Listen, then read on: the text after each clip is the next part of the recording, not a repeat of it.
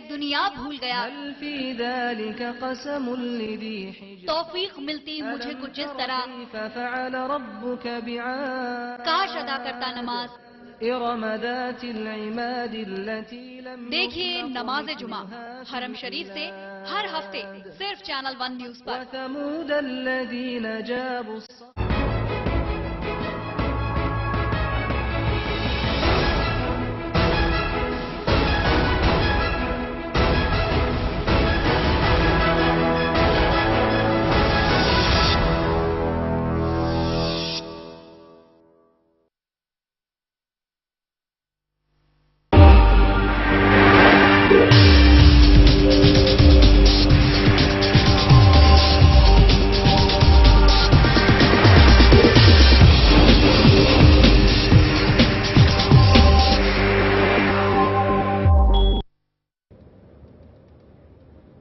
नमस्कार, मैं हूं नाज आसिफ शेख और आप देख रहे हैं हमारी खास पेशकश सियासत में आज बात करेंगे गुजरात की चुनावी गदर की, लेकिन उससे पहले इस वक्त की हेडलाइंस।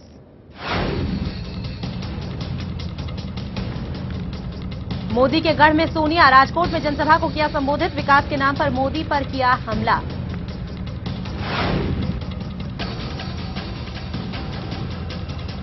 सोनिया के विदेशी दौरों के खर्च पर सवाल उठाने पर मोदी के खुद के दौरों पर उठे सवाल, आरटीआई कार्यकर्ता ने लगाया हिसाब न देने का इल्जाम।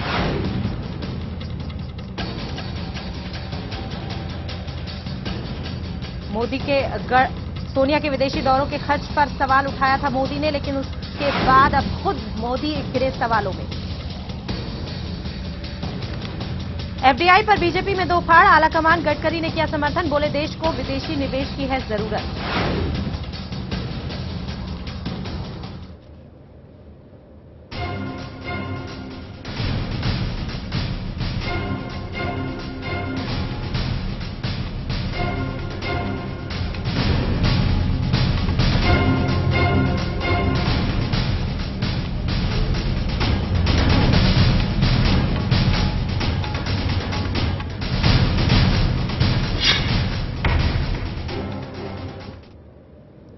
इसी साल के आखिर में गुजरात विधानसभा चुनावों की दस्तक होने वाली है और इस पर सियासी महाभारत का आगाज भी हो चुका है। इसी सिलसिले में सोनिया गांधी आज मोदी के गढ़ राजकोट पहुंची और बिना नरेंद्र मोदी का नाम लिए उन पर खूब बरसी।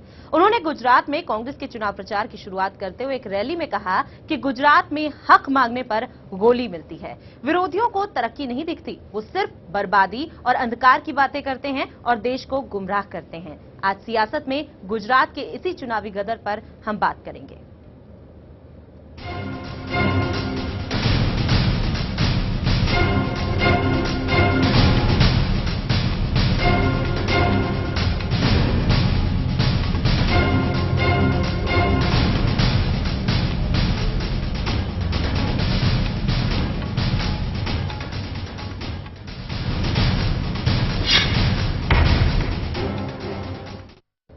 आइए सबसे पहले देखते हैं कि राजकोट पहुंची सोनिया गांधी मोदी पर कैसे जमकर बरसी। हमें अभी मीलों आगे जाना है, लेकिन हम जहां से चले थे वहां से मीलों आगे आ चुके हैं। यह तो बहुत खुशी की बात, जहां इसकी खुशी है वही ये दुख भी है कि हमारे विरोधियों को देश में ना कोई उन्नति दिखता है, ना प्रगति, न प्रगति, लेकिन सिर्फ बर्बादी और अंधकार ही अंधकार की बातें करते हैं। की आदत ही होती है और उपलब्धि का कंगा अपने सिर पर लगाने की वे लगाते रहे, लेकिन सच्चाई ये है कि गुजरात के लोगों ने, सौराष्ट्र के लोगों ने, किसानों, मजदूरों, शिल्पकारों, दस्तकारों, व्यापारियों, उद्योगपतियों ने अपनी लगन और मेहनत से न केवल अपने राज्यों में बल्कि दुनिया भर में नाम कमाया है।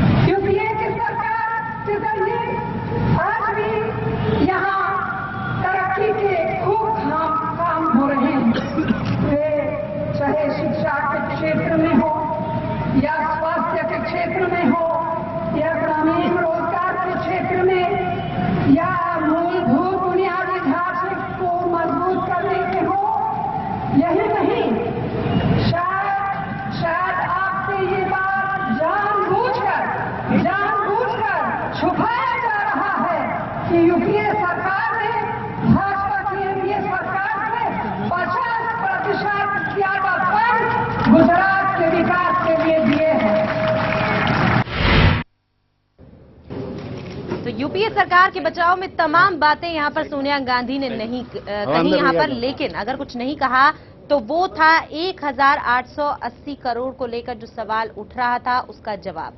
उम्मीद की जा रही थी कि सोनिया गांधी आज गुजरात पहुंची हैं और चुनावी संग्राम का आगाज कर रही हैं, तो इस मौके पर वो जरूर जवाब देंगे उस सवाल का जो नरेंद्र मोदी ने हाल ही के दिनों में उठाया था। सोनिया गांधी के विदेशी दौरों को लेकर 1880 करोड़ रुपए के खर्च का जो आंकड़ा मोदी ने उठाया और सवाल उठाया, उम्मीद की जा रही थी कि आज सोनिया गांधी उस पर जवाब देंगी। मोदी को करारा जवाब आज सौराष्ट्र के इस मंच से सोनिया गांधी खुद देंगी, लेकिन ऐसा कुछ हुआ नहीं।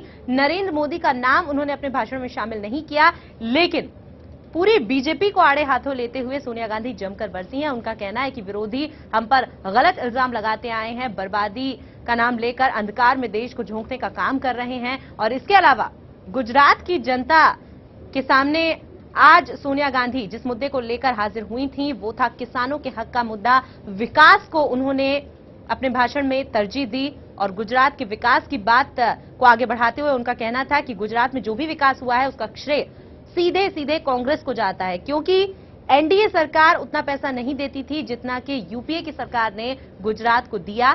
50% ज्यादा पैकेज, 50% ज्यादा पैसा यूपीए की सरकार ने गुजरात को भेजा। ये दलील उन्होंने अपने भाषण में दी और ये साफ तौर पर बताने की कोशिश की है कि गुजरात आज जहां पर भी है वो कांग्रेस की वजह से है, न कि मोदी और उनकी पार्टी बीजेपी की वजह से।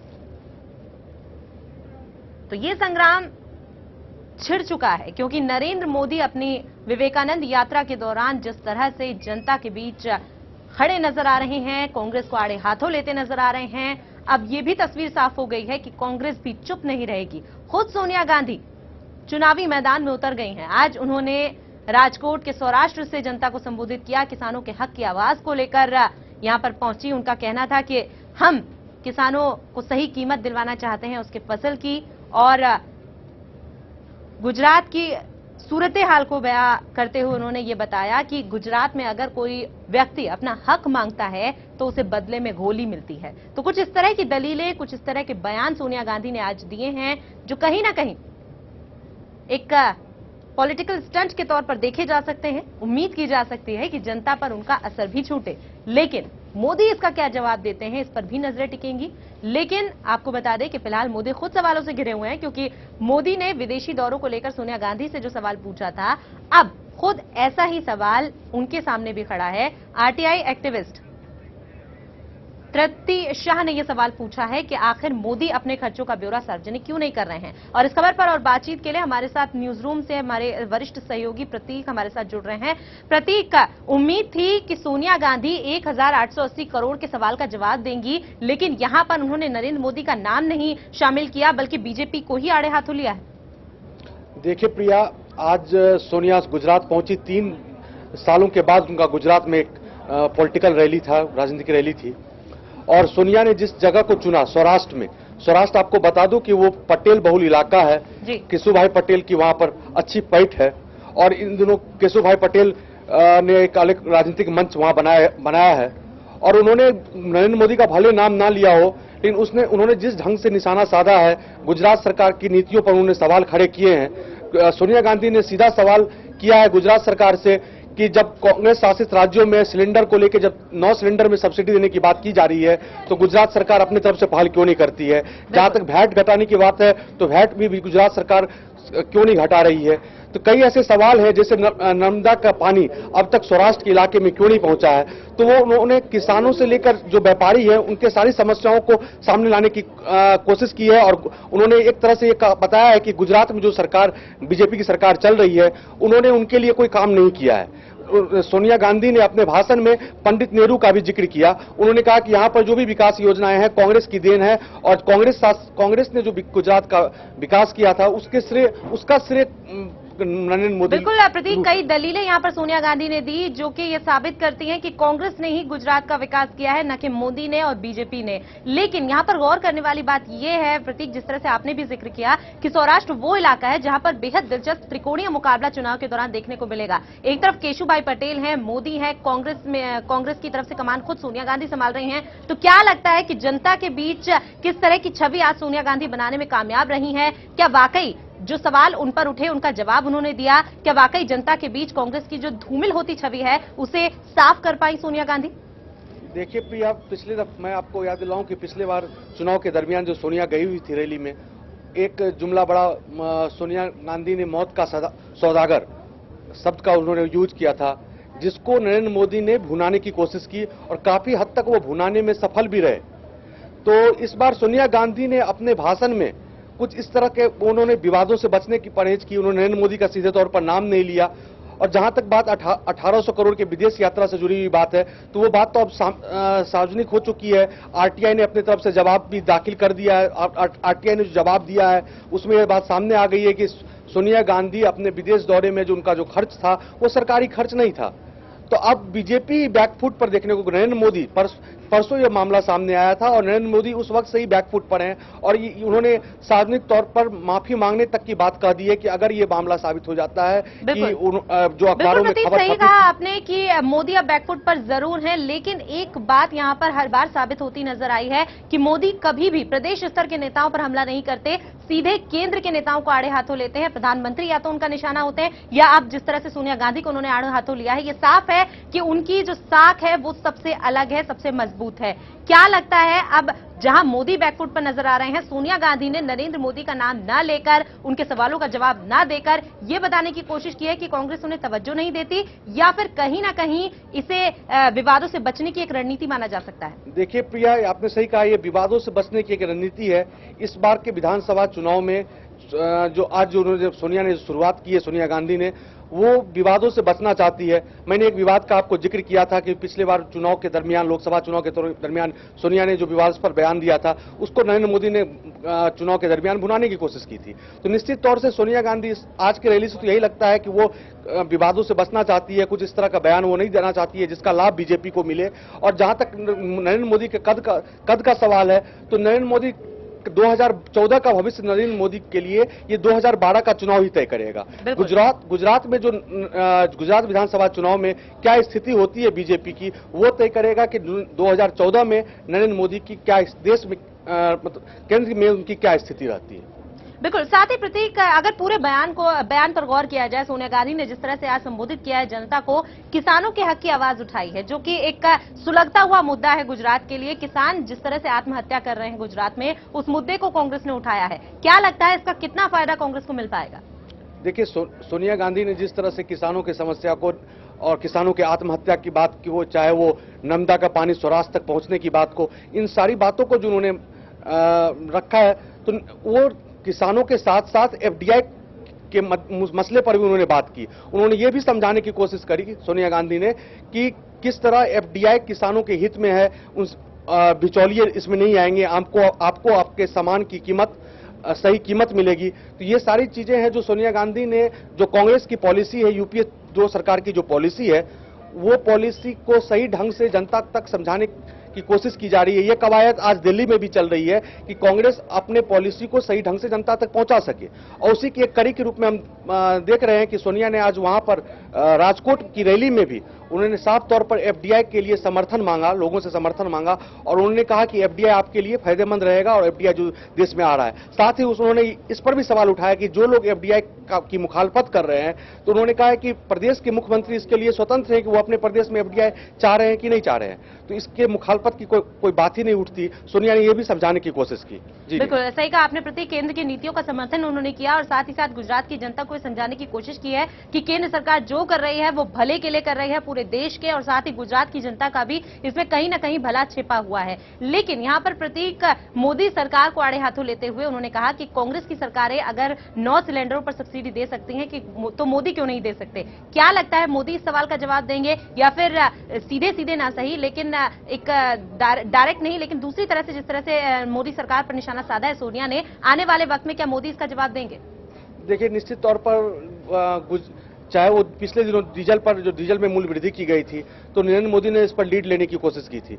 लेकिन चूंकि इसमें सिलेंडर 6 सिलेंडर सब्सिडाइज सिलेंडर की जगह 9 सिलेंडर देने की जो बात कांग्रेस शासित प्रदेशों में की गई है, तो निश्चित तौर से 3 सिलेंडर ज्यादा मिलने से कुछ लोगों को, आम आदमी को एक राहत महसूस होगी। लेकिन बीजेपी शासित किसी प्रदेश ने इसका ऐलान नहीं किया है, तो निश्चित तौर से कांग्रेस को बोलने का एक मौका मिल गया है कि हम अपने प्रदेशों में 9 सिलेंडर सब्सिडी के साथ लोगों को दे रहे हैं और आपके यहाँ ये नहीं हो रहा है। साथ ही जहां तक वैट की बात है, तो डीजल और पेट्रोल में वैट स्टेट गवर्नमेंट पर काफी हद तक निर्भर करता है कि वो वैट में अगर कुछ कमी करे तो आम लोगों को राहत मिल सकती है।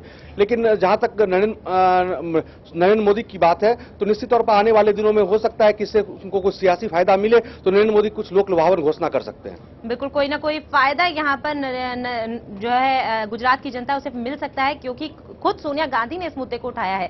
साथ ही बेहद दिलचस्प बात यह है प्रतीक गुजरात के बारे में कि मोदी के सामने इस बार हैट्रिक लगाने की चुनौती है, तो वहीं कांग्रेस भी अच्छी तरह से समझती है कि अगर मोदी जीत गए तो लोकसभा चुनाव में मोदी एक बड़ी मुसीबत बन सकते हैं। क्या लगता है आने वाले वक्त में किस तरह की कोशिश अब कांग्रेस की तरफ से और की जाएंगी? जिस तरह से पहल यहां पर खुद सोनिया गांधी ने की है, आने वाले वक्त में कौन कौन से चेहरे यहां पर गुजरात की जमीन पर दिख सकते हैं?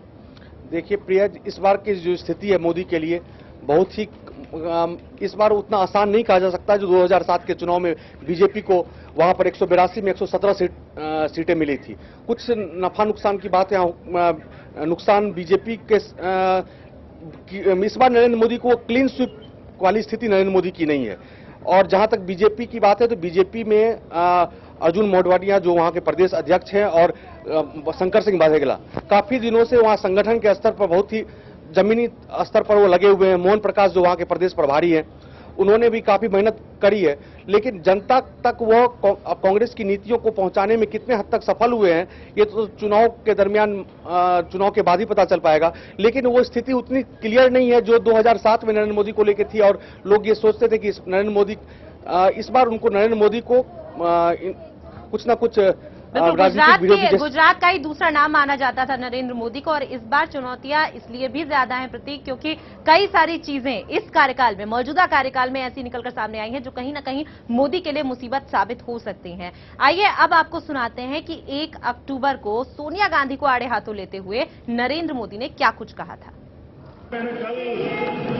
एक जनसभा में एक अखबार में समाचार आए थे, उस समाचार को लेकर के सवाल उठाया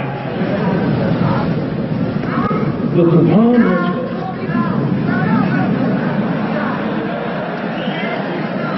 मोदी ऐसा है, मोदी वैसा है, मोदी को देख लेंगे, मोदी को दिखा देंगे। अरे भाई, मुद्दे का जवाब दो ना। दोस्तों का पूछना चाहता हूं, मुझे जवाब दीजिए।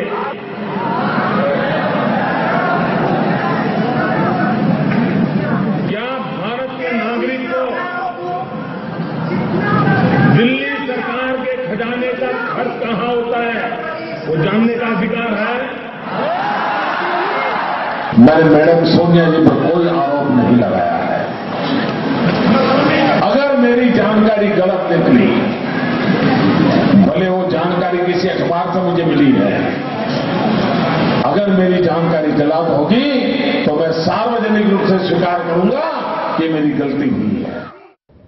तो दो बातें आपने नरेंद्र मोदी की अभी सुनी। पहली बात में वो जिस तरह से कह रहे थे, इशारों ही इशारों में उन्होंने सोनिया गांधी को आड़े हाथों लिया था। दिन था 1 अक्टूबर का, उनका कहना था कि भारत के नागरिक को ये जानने का हक है कि आखिर दिल्ली के कांग्रेस का जो खजाना है वो कहां खर्च होता है। और अगले ही दिन 2 अक्टूबर को गांधी जयंती के दिन नरेंद्र मोदी बवाल मचने के बाद कहते हैं कि अगर उनकी जानकारी गलत निकलती है तो वो माफी मांगने को तैयार है। सवाल यही उठ रहा है कि आखिर इस बवाल का मकसद क्या था। आखिर दौरों को लेकर जो राजनीति इस वक्त गुजरात में हो रही है, चाहे वो सोनिया गांधी के दौरों को लेकर हो या फिर नरेंद्र मोदी के दौरों को लेकर हो, आखिर इसका मकसद क्या है? क्यों ये मुद्दे पहले नहीं उठते? चुनाव के वक्त अब ये मुद्दा उठा है तो आखिर इसका फायदा किस पार्टी को मिलेगा, ये भी अपने आप में एक बड़ा सवाल है। फिलहाल जो बड़ा मुद्दा है गुजरात के लिए वो विकास है, जिसे सोनिया गांधी ने आज उठाया है। राजकोट में, सौराष्ट्र में जिस तरह से उन्होंने रैली को संबोधित करते हुए किसानों के हक की आवाज को उठाया और साथ ही साथ ये भी बताने की कोशिश की कि गुजरात का जो विकास हुआ है उसमें एनडीए नहीं बल्कि यूपीए ने अपनी बड़ी भागीदारी अदा की है। अब देखना यही होगा कि नरेंद्र मोदी इस बात को किस तरह से काटते हैं। प्रतीक, न्यूज रूम से हमारे वरिष्ठ सहयोगी लगातार हमारे साथ बने हुए हैं। प्रतीक, 1 अक्टूबर 2 अक्टूबर इन दोनों दिन मोदी ने बयान दिया, लेकिन दोनों बयानों में काफी अंतर था। क्या माना जाए, सोनिया गांधी को आड़े हाथों लेते हुए कहीं ना कहीं जनता को फोकस, इसका जो मकसद था वो सीधे सीधे विधानसभा चुनाव ही था? देखिए प्रिया, मैं आपको बताऊं कि नरेंद्र मोदी कभी भी ये मौका गंवाना नहीं चाहते हैं। जब भी उन्हें मौका मिला है सोनिया गांधी पर, उन्होंने कटाक्ष सोनिया गांधी पर किया है, भले सीधे तौर पर या परोक्ष तौर पर। कई दफे शुरुआती समय में उन्होंने विदेशी मुद्दे को उठाया, उन्होंने राहुल गांधी पर भी निशाना साधा है, और इस बार उन्हें मौका मिला कि सोनिया गांधी के विदेश दौरे जुड़े हुए। भले उन्होंने अखबार के खबर के हवाले से उन्होंने बयान दिया सार्वजनिक मंच पर कि सोनिया गांधी का विदेश दौरा में 1800 करोड़ रुपए खर्च हुए और वो सरकारी खजाने से गए। उन्होंने यहां तक जिक्र किया कि गुजरात के 4 ऐसे शहर हैं जिनका सालाना बजट से ज्यादा सोनिया ने अपने विदेश दौरे में उन्होंने खर्चा किया। तो ये सारी चीजें हैं जो, लेकिन जैसे नरेंद्र मोदी को इस बात की जानकारी लगी कि अभी तक, और वो आरटीआई कार्यकर्ता जिसने उन्होंने मीडिया पर आकर जिस तरह अपने बयान दिया कि मुझे इस बारे में कोई जवाब ही नहीं मिला है, तो नरेंद्र मोदी ने जिस ढंग से उन्होंने वो बैकफुट पढ़ाया और उन्होंने फिर दूसरी जगह जो 2 अक्टूबर को उन्होंने अपना बयान दिया कि अगर ये बात गलत है तो मैं सार्वजनिक तौर पर माफी मांगने के लिए तैयार हूं। तो नरेंद्र मोदी ये जानते हैं कि सोनिया गांधी पर जो वो निशाना साध रहे हैं, तो उसमें अगर सच्चाई की गुंजाइश की बात है। सच्चाई नहीं थी उसमें, कहीं ना कहीं ये महसूस किया और इसीलिए बैकफुट पर आने में वक्त नहीं लगाया मोदी ने। लेकिन प्रतीक, अब सवाल जो उठ रहे हैं वो खुद मोदी पर भी उठ रहे हैं कि अगर उनके और उनके मंत्रिमंडल के जो तमाम मंत्री थे, उनके 27 जगहों के दौरे जो कि 2007 में किए गए, उनके खर्च का ब्यौरा आखिर मोदी सरकार क्यों सार्वजनिक नहीं कर रही? इसके अलावा सद्भावना उपवास पर मोदी ने कितना खर्च किया? ये तमाम ऐसे सवाल हैं जो अब मोदी सरकार से पूछे जा रहे हैं। अब सोचना होगा मोदी को ये भी कि इन सवालों का जवाब कैसे देंगे। देखिए प्रिया, कई ऐसे सवाल हैं। आपने बात किया 2007 से एक आरटीआई कार्यकर्ता ने मोदी और उसके मंत्रिमंडल सहयोगियों के जो दौरे हुए थे उस पर कितना सरकारी खर्च है, वो आवेदन उसने 2007 से लगा रखा है। 5 साल बीत चुके हैं। गुजरात में लोकायुक्त की नियुक्ति नहीं हुई है। कांग्रेस इस सवाल को लेकर कई बार सवाल कर चुकी है। आपको बताऊं कि अरविंद केजरीवाल और अन्ना हजारे के आंदोलन के दरमियान भी ये बात सामने आई थी कि गुजरात में अब तक लोकायुक्त क्यों नहीं है। राज्यपाल लोकायुक्त की नियुक्ति करते हैं और उसके बाद भी वो हाईकोर्ट में मामला लंबित हो जाता है। तो कई ऐसी चीजें हैं जिन सवालों का जवाब नरेंद्र मोदी को चुनाव के दरमियान देना होगा, और कांग्रेस बार बार ये सवाल नरेंद्र मोदी से करेगी। बिल्कुल, साथ ही ये जो तमाम सवाल हैं वो अभी तक तो कांग्रेस पूछती आई है, लेकिन बहुत हद तक मुमकिन है कि चुनाव के वक्त जनता भी इन सवालों को मोदी से पूछे, क्योंकि मोदी के सामने इस वक्त चुनौतियां कई सारी हैं। हैट्रिक लगाना तो जरूर चाहते हैं, लेकिन इस बार जो तमाम मुसीबतें विरोधियों की तरफ से खड़ी की जा रही हैं, और खुद कई मुसीबतें ऐसी हैं जो उन्होंने खुद अपने लिए खड़ी की हैं, उनका सामना यहां पर मोदी को करना पड़ेगा। लेकिन बावजूद इन सारी चीजों के प्रतीक, ये तो मानना पड़ेगा कि गुजरात में मोदी एक बड़ा चेहरा है। गुजरात में मोदी को मात देना अपने आप में एक बड़ी चुनौती है। क्या लगता है जो अब तक का उनका असर रहा है गुजरात की जनता पर, वहां के लोगों पर, वो फीका पड़ रहा है? क्या कांग्रेस की तरफ से जो बातें कही जा रही हैं, जो तमाम जो बातें सामने आई हैं उनके इस कार्यकाल के दौरान, वो भारी पड़ जाएंगी उनकी छवि पर? देखिए प्रिया, नरेंद्र मोदी सिर्फ गुजरात के लिए बीजेपी का चेहरा नहीं है, वो अभी राष्ट्रीय स्तर पर बीजेपी का चेहरा बन चुके हैं।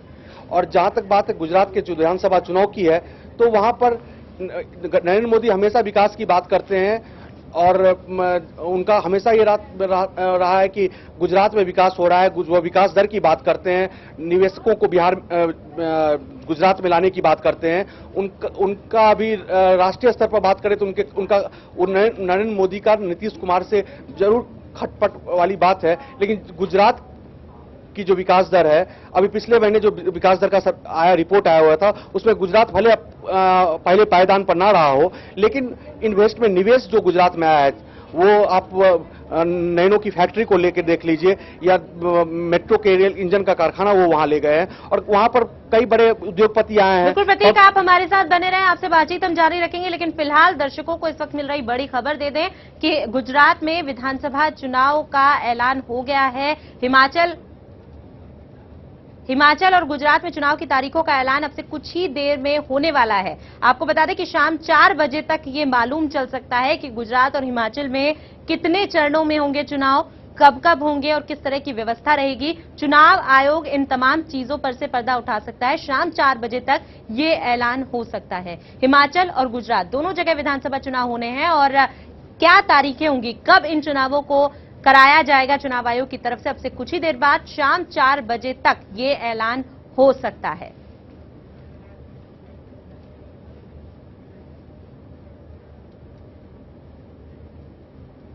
तो जिस तरह से पूरी तस्वीर इस वक्त गुजरात की नजर आ रही है, ये साफ हो चुका है कि राजनीति अपने चरम पर है, क्योंकि विधानसभा चुनाव की तारीखों का ऐलान भी अब से कुछ ही देर बाद हो जाएगा। तो ऐसे में ये साफ है कि न मोदी पीछे हटेंगे और न ही कांग्रेस, यानी कि सोनिया गांधी भी जिस तरह से आज बरसी हैं, उससे ये साफ हो गया है कि कांग्रेस भी अब पूरे मूड में आ गई है मोदी को घेरने के। प्रतीक हमारे वरिष्ठ सहयोगी न्यूज रूम से हमारे साथ जुड़े, आपका बहुत बहुत शुक्रिया इस चर्चा में शामिल होने के लिए। प्रतीक, तो जिस तरह से ये पूरी सियासत इस वक्त नजर आ रही है गुजरात की, अब देखना यही होगा कि दौरों को लेकर जो सियासत चली या फिर जो तमाम सवाल खुद मोदी ने दागे हैं कांग्रेस के लिए, कांग्रेस दाग रही है मोदी पर, इनका जवाब कैसे मिलता है। आज तारीखें सामने आ जाएंगी, कब चुनाव होना है ये भी साफ हो जाएगा। अब जो सारा दारोमदार है सत्ता का, वो गुजरात की जनता के हाथों में ही चला जाएगा। इसी के साथ सियासत में अभी के लिए इतना ही, लेकिन खबरों का सिलसिला आगे भी चैनल वन न्यूज पर जारी रहेगा। बने रहिए हमारे साथ।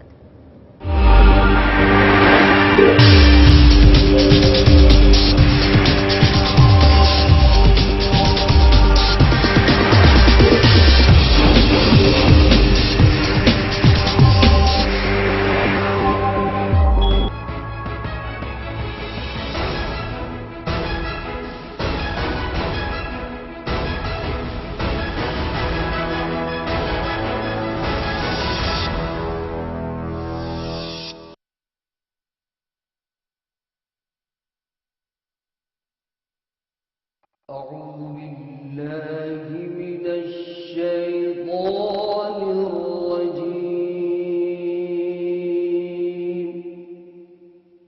بسم الله الرحمن। देखिए रोजाना सुबह 6 बजे अलिफ टाइम सिर्फ चैनल वन न्यूज पर।